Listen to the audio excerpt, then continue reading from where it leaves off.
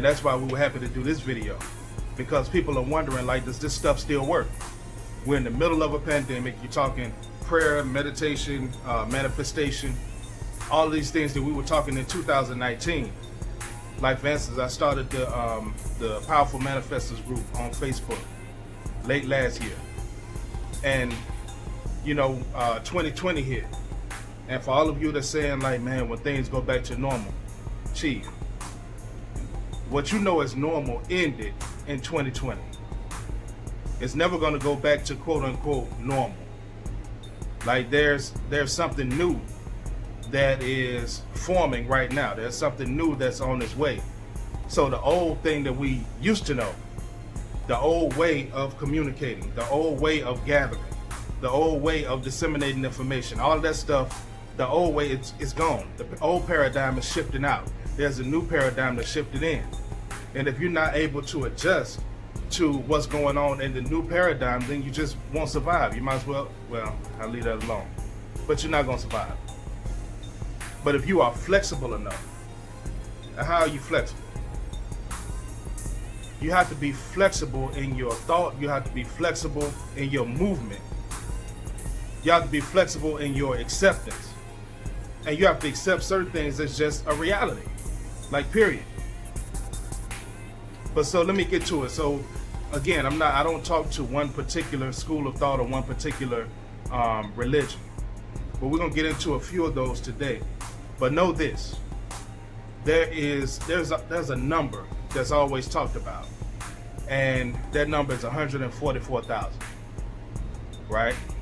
And that number, 144,000, reduces all the way back down to 12. And in coming videos, we'll get into the 12 and all of that, because all of this is significant. But my point for this video is the 144,000. People in different religions have always thought that the 144,000, for instance, it'll be 144,000 Christians, or it'll be 144,000 Muslims, or it'll be 144,000 this or that. But that's not necessarily the case. The 144,000 does not deal with any particular religion or school of thought. The 144,000 is more so looking at the heart and the intentions. The 144,000 will be people from every single school of thought, from every single religion. Have you ever noticed that people that they may not necessarily believe or think like you, but some people you just instantly get along with? It's almost like you have shared spirits, and those are the type of people that you can learn from them and they can learn from you. So you don't have to try to make them into whatever you are, and they don't try to make you into whatever they are, but you all share information. And sometimes you don't even have to speak when you share information. It's just like it's a reciprocity, a natural reciprocity that's there, because you are a kindred soul, you are a kindred spirit with that person. They don't have to believe as you believe. You believe as you believe based on either how you were brought up, your upbringing, what you were taught as a child, or when you became of age and you made a decision that I'm going to use this route in order to improve my life. And there's nothing wrong with that. So if a person says, I'm going to go to church, and church is doing it for them, it's improving their life, what do I have to say about that? If a person says, I'm going to the mosque, and I'm going to use that to improve my life, to change the course of my family dynamic, what's wrong with that? You don't have nothing to say about that. But the point is this: the 144,000 are the people, the souls, the spirit that the new world and the new paradigm will be built off of. We'll get more into that later. All right. So, for the purposes of this, let me say this: do you know that you can be, there's such thing as being too spiritual? Sometimes you watch videos and people are always like, man, I'm meditating and I'm floating and they're about to float away, and it's all about just, spirit and energy, and all of that is true. Because at the root of us all, we are all energy. We are all frequency, right? This physical that we pay so much attention to is really all temporary. But if this physical did not matter, why would God, infinite intelligence, the source of it all, why would infinite intelligence create a physical, material universe for us to enjoy if the physical did not matter? So in the Power Minute yesterday, I talked about the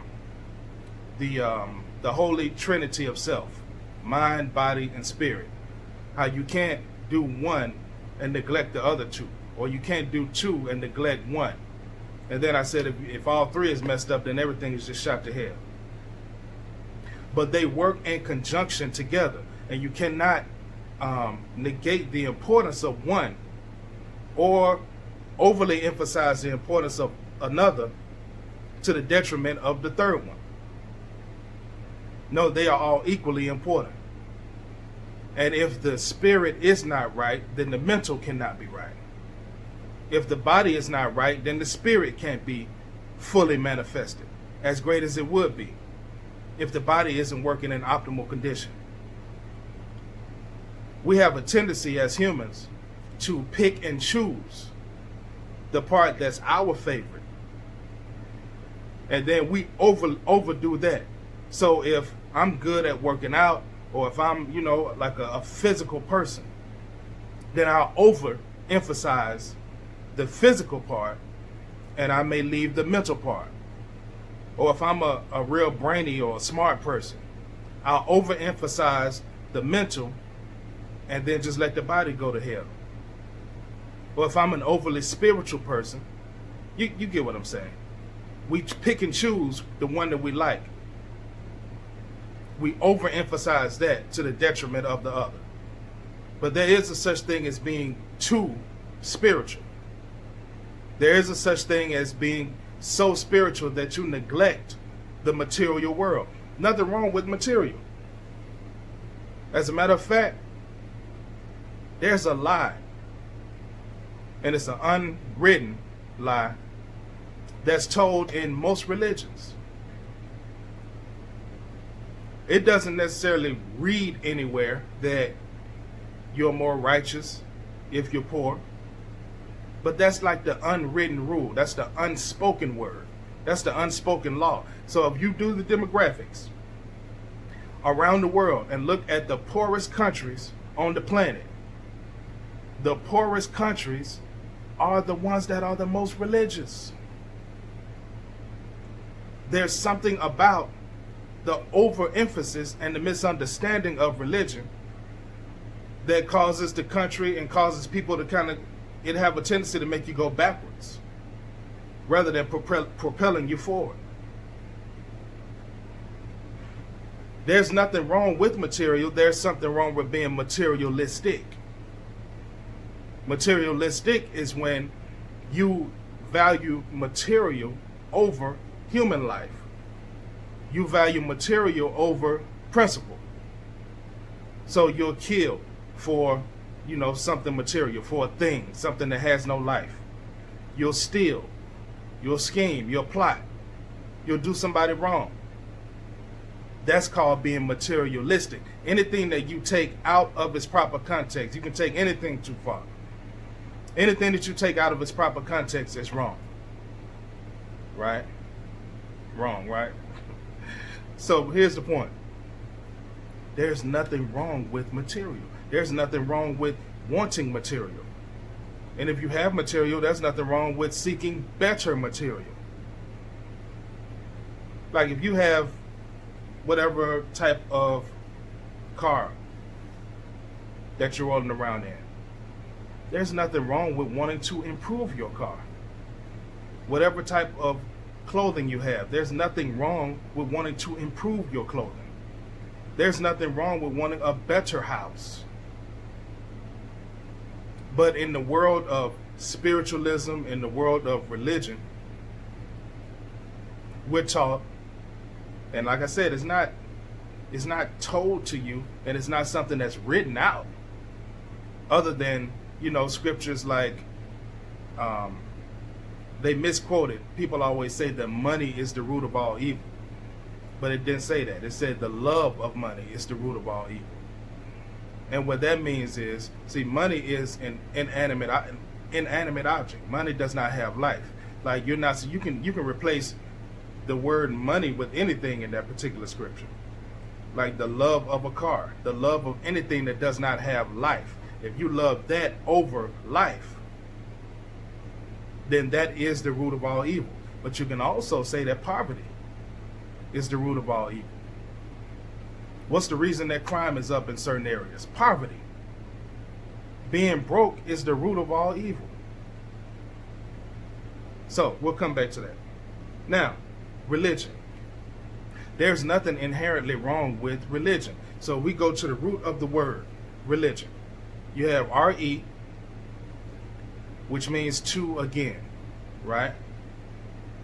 Just means to do it again, to again. Then the middle of the word, L-I-G, comes from the root word ligger. That's where you get the word ligament, right? And that just means to connect. So, reconnect. And then the last part, I-O-N, is just the process of. So religion virtually and literally means the process of reconnecting.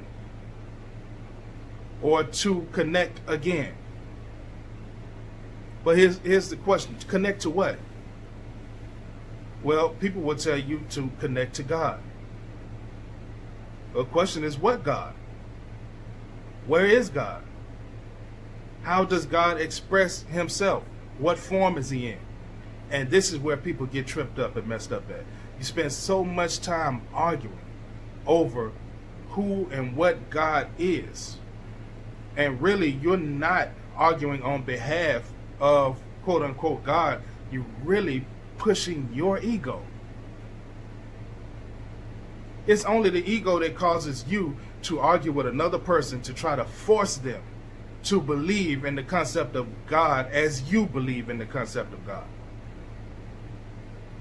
But religion only means to reconnect. That's why it's full of rituals. Ritual is not the real thing. A ritual only points you to the thing. Right? A ritual is only a reminder. If you look at the root of all rituals, it's only a reminder. And it's always reminding you of something that is on the inside of you. All right? Now, let's move on. I said that the most religious countries on earth are the most poor. The most poverty-stricken countries. Why is that? What's up with this poverty curse? Because I'm not going to deal with the countries overseas and all of that. Let's bring it on home to America. Look at the poorest communities. Look at the poorest communities in America. And they're the most religious.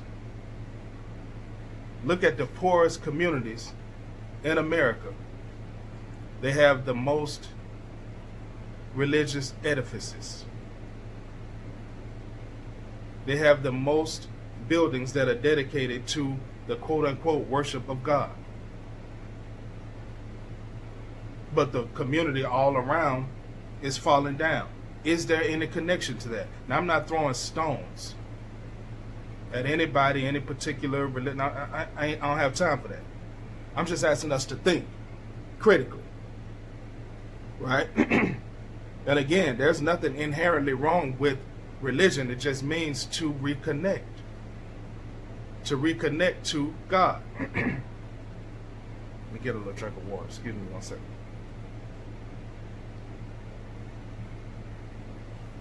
Now, you have two segments of people. You have more than that, but for the purposes of this video, we're talking about people that, and again, this is just the ego, man.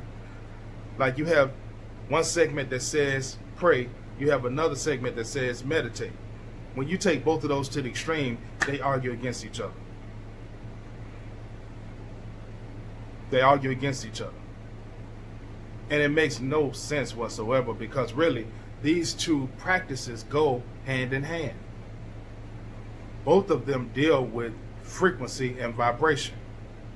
Both of them deal with the end product being the realization of something that you want to see. But most people have made prayer a begging session. And they've made meditation out to be just, something that you sit down and float away. You levitate. But prayer is not a begging session. Oh, Lord, I ain't worthy.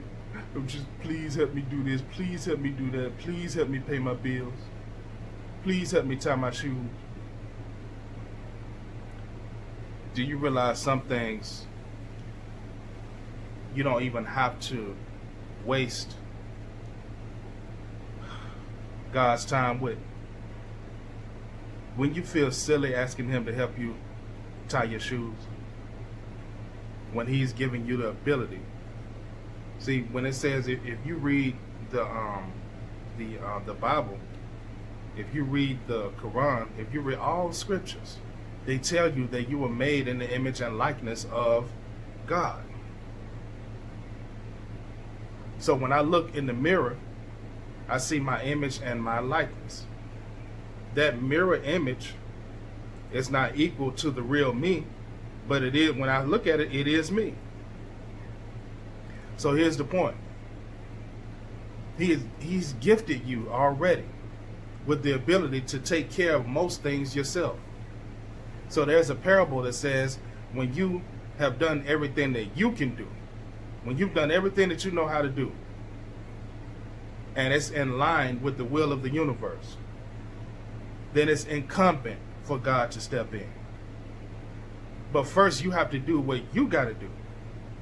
There's a scripture in the Quran that says God helps the people that helps themselves. Well, it says that he will not change the condition of a people until they first change their own condition. So when you start to change your own condition, then it's incumbent for God, for Allah, for Yahweh, for infinite intelligence, for the source, for the supreme being to step in. But if you just sit and pray all day and you never jump into action, you never do anything, then you can never expect you can't expect the help of God. When you do for yourself, then you get the help of God. So prayer is the speaking and the reaffirmation of your desire. Meditation is more listening. With both of them, you are emitting a frequency into the universe. And the universe works in circles. That's why whatever you reap, you will sow. That's why they have the principle of karma. Like whatever you put out there is coming right back to you. It's a circle. So if you put that energy, that frequency, that vibration out, whatever you put out is coming back to you. That's why it's so ridiculous to take up your time talking bad about somebody else, because it's coming right back to you. So if you spend your time putting out good, positive energy, putting out useful energy, then that useful and positive energy is coming right back to you. So prayer and meditation are two rituals, are two practices that are used for the maintenance of the soul. We're talking mind, body, and soul. So for the cleansing and the maintenance of the soul, these are two of the main things that you can do, prayer and meditation. Now here's another practice. When you are about to go to sleep, and when you're about to go to sleep at night, you should review your day, in your own mind. Review your day, and then your spirit will tell you which events okay, hold up, stop right there. And then you ask yourself, well, how did that make me feel? because thoughts come from feelings. Thoughts come from feelings. And then when you have thoughts, they produce more feelings. So if you have like depressed feelings that produce depressed thoughts, it's just going to produce depressed actions, which is going to produce more depressed feelings, and it becomes a vicious cycle. That's why you always have to be concerned with how you feel. How is your emotional state? And that's why you have to be careful of who you let around you. Emotional states are contagious. So if you have somebody that's chronically dissatisfied, somebody that's chronically unlucky, if you hang around them and allow them to be around you, and it's just like, the thing that's going on now, you need to social distance. You need 6 feet because the droplets that come out of the mouth, it's the same thing. That's stuff that they spew out of their mouth.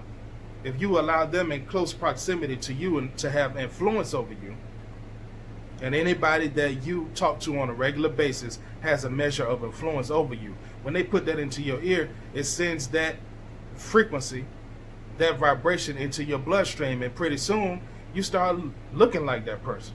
You start sounding like, acting like, thinking like, talking like that person. But it begins like a vicious cycle. So you should go back and ask yourself, how did that make me feel?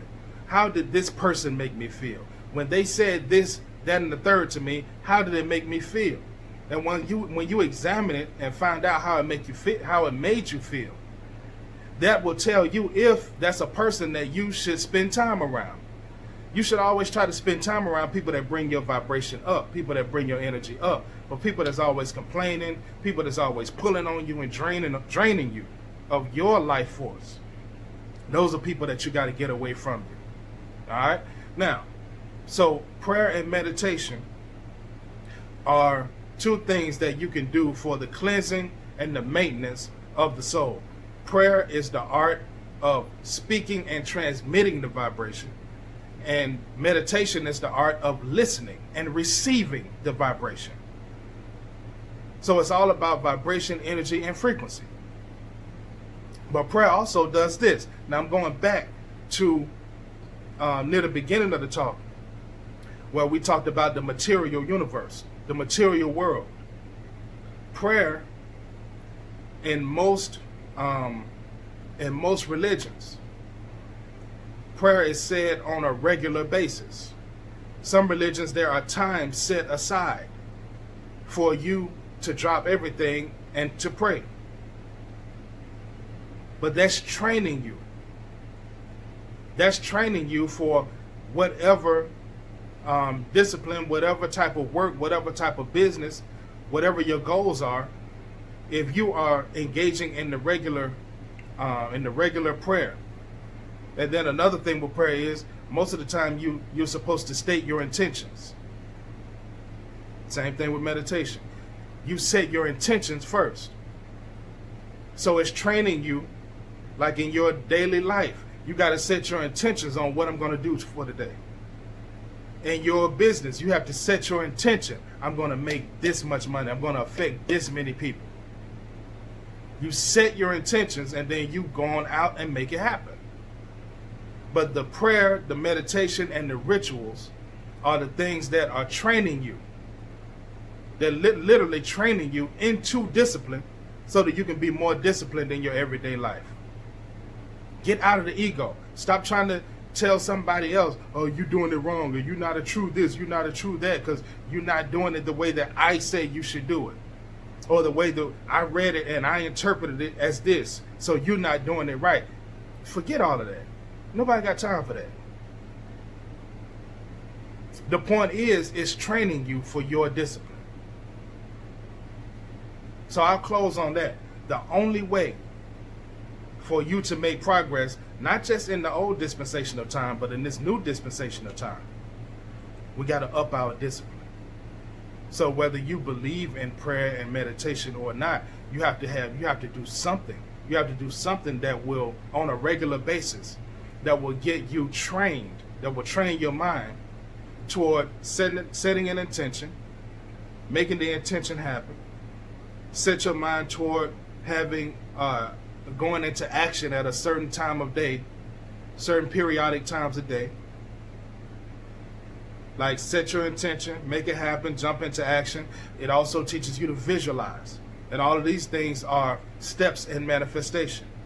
It also teaches you detachment, because once you get up from your prayer rug or come out of your prayer closet, or once you get up from your meditative position, then you detach, you let it go. What do Christians say? Let go and let God.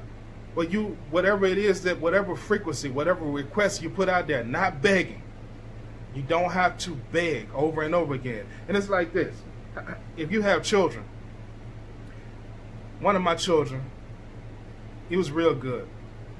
He would start asking me that morning, Daddy, don't forget I want this. Okay, I hear you. We get in the car. Don't forget, I want this. Man, I hear you. He'll tell me from this side of my ear, don't forget I want this. I hear you. He'll come back around and tell me on this side, don't forget I want this. After a while, that gets a little irritating, because I heard you the first time and I had every intention on doing it.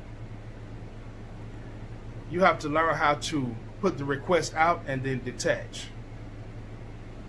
Because as long as you hold on to it, if you hold on to it, then you don't give that frequency time to go out into the universe and recycle and come back to you. You have to let it go so that it can go, manifest itself, and come back to you in a physical form.